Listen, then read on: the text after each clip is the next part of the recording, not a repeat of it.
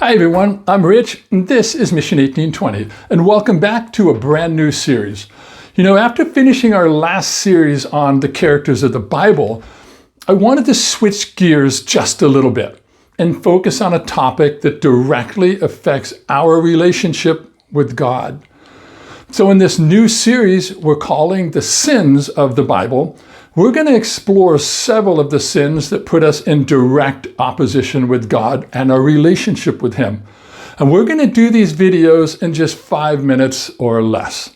So if you're ready, let's get started in this new series by seeing how the sin of pride affects our ability to walk with God.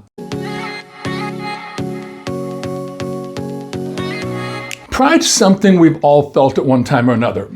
But pride isn't just feeling good about your work or celebrating an accomplishment, because healthy confidence is not the issue here. You see, pride becomes sinful when it makes us think that we're better than others, or even when we try to put ourselves above God. That's what Satan tried to do. But why is pride so sinful? Because pride is giving ourselves the credit for something that God has accomplished.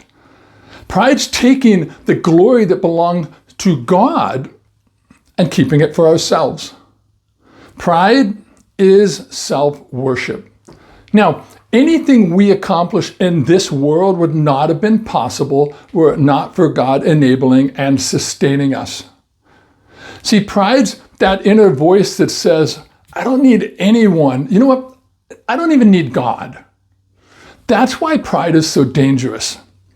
See, the Bible speaks really clearly about pride. Now, Proverbs chapter 16, verse 18 says, pride goes before destruction and a haughty spirit before a fall.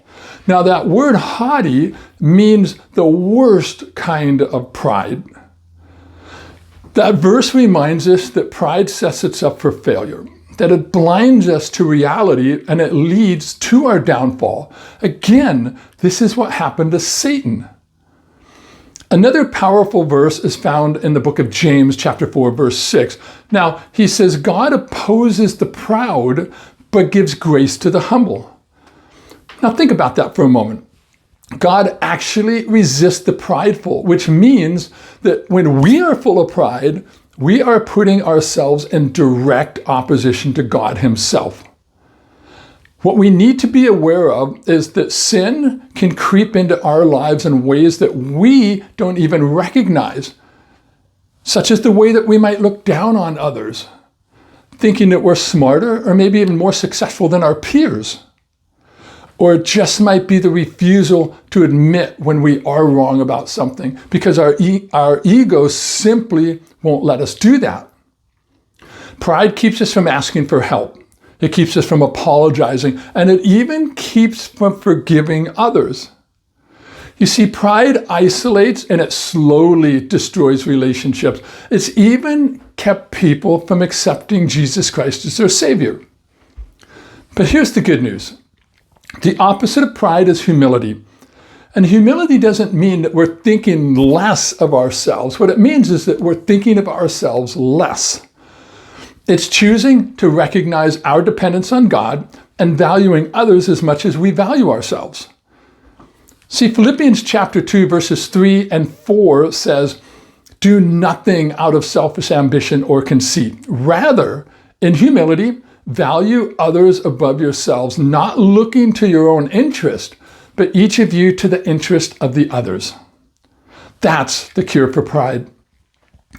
Satan's perfected pride, and he wants the world to believe that it's okay to take all of God's glory for ourselves. So let me close with this. As we reflect on the sin of pride, let's remember that the enemy can sneak pride into our hearts without us even knowing that he did.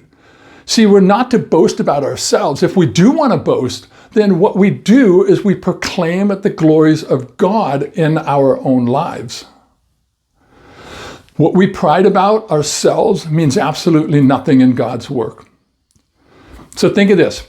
As each of us goes through the week coming up, let's just take some time, examine our own life, and see if the enemy has somehow slipped some pride into our lives without us even knowing that he did. So until next week, God bless and thanks for watching.